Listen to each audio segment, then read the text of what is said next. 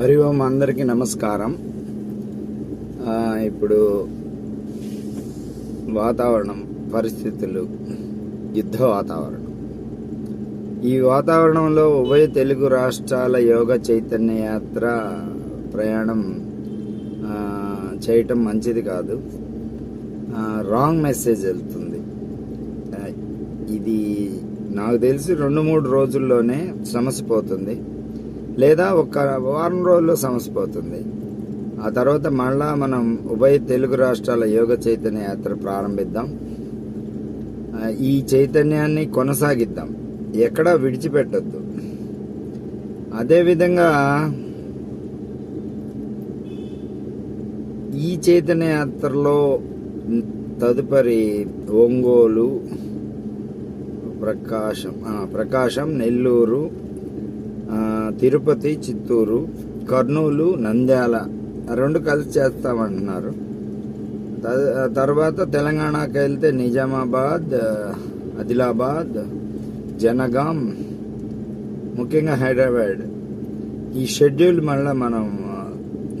మళ్ళా తిరిగి ప్రారంభిద్దాము.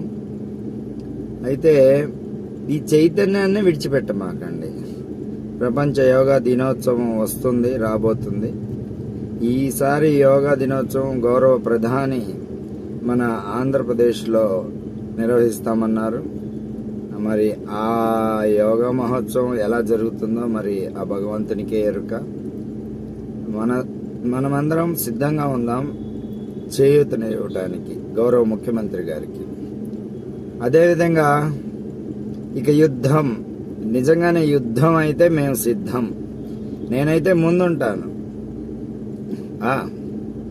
నేనైతే యుద్ధంకి ముందుంటాను. మనం షూటింగ్లో ఫస్ట్ కాలేజీలో ఎన్సీసీలో, స్కూల్లో ఎన్సీసీలో నాకు ఫస్ట్ ప్రైజ్ షూటింగ్లో. కొంచెం మళ్ళీ ట్రైనింగ్ అవుదాం. నేనైతే సిద్ధం. ఏ క్షణమైనా సరే యుద్ధానికి సిద్ధమే. సో అయితే చైతన్య యాత్ర లేకపోయినా నా యాత్ర కొనసాగుతుంది. విజయవాడలో నాకు కార్యక్రమాలు ఉన్నాయి. విజయవాడలో కలవాల్సిన వాళ్ళు ఉన్నారు. అందువలన విజయవాడ ప్రయాణం అయి ఉన్నాను. మార్గ మధ్యంలో మీకోసం ఈ వీడియో చేస్తున్నాను. సో అందరూ గమనించవలసిందిగా ప్రార్థిస్తున్నాం. ఈ చైతన్యాన్ని ముందుకు తీసుకెళ్దాం. యుద్ధమే అయితే మనం అందరం కూడా సిద్ధంగా ఉందాం. యోగా మిత్రులందరూ కూడా సిద్ధమా?